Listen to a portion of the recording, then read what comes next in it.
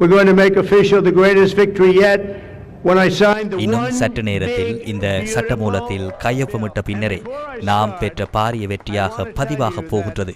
எனது நாட்டு மக்கள் எவ்வளவு மகிழ்ச்சியாக இருந்ததை நான் இதுவரை பார்த்ததில்லை என்றே கூற வேண்டும். இராணுவம், சிவில், பொதுமக்கள், வெவ்வேறு தொழில்களில் ஈடுபடுவோரை இந்த சட்டமூடாக நாம் பாதுகாப்போம்.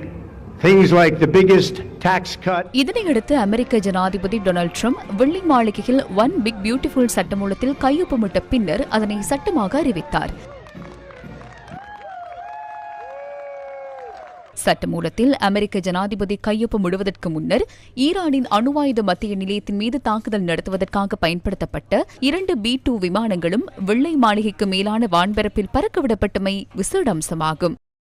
ஒன் பிக் பியூட்டிஃபுல் வரி சட்ட மூலமானது அமெரிக்க பிரதிநிதிகள் சபையில் 29 மணித்தியாலங்களுக்கு அதிக நேரம் இடம்பெற்ற விவாதத்தின் பின்னர் 218க்கு 214 எனும் வாக்குகள் அடிப்படையில் நேற்று நிறைவேற்றப்பட்டது.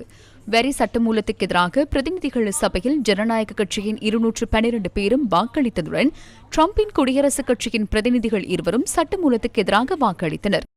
ஒன் பிக் பியூட்டிஃபுல் வரி சட்டம். இந்த வரி மற்றும் செலவு சட்டமானது 870 பக்கங்களை கொண்டுள்ளது.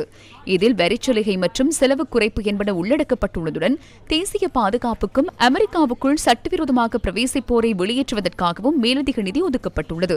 இந்த சட்டத்தில் சுமார் $5 டிரில்லியன் வரி குறைப்பும் உள்ளடக்கப்பட்டுள்ளது. இவற்றுக்கு மேலதிகமாக உபகரணங்கள் மற்றும் ஆராய்ச்சிக்கான செலவுகளில் 100% குறைப்பு, எல்லைப்பகுதி மற்றும் தேசிய பாதுகாப்பு வேலை திட்டத்துக்காக $350 பில்லியன் ஒதுக்கீடு, ட்ரம்ப் அக்கவுண்ட்ஸ் என அறிமுகப்படுத்தப்பட்டுள்ள சிறுவர் சேமிப்பு கணக்கை ஆரம்பித்தல் மற்றும் அந்த கணக்குகளுக்காக $1000 வீதம் துறைசேரியிலிருந்து வரவு வைத்தல், சிறிய ரக துப்பாக்கிகள் மற்றும் அதனுடன் தொடர்புடைய ஆயுதங்களுக்காக விதிக்கப்பட்ட $200 வரியை முற்றாக நீக்குதல் ஆகிய விடயங்களும் உள்ளடக்கப்பட்டுள்ளன.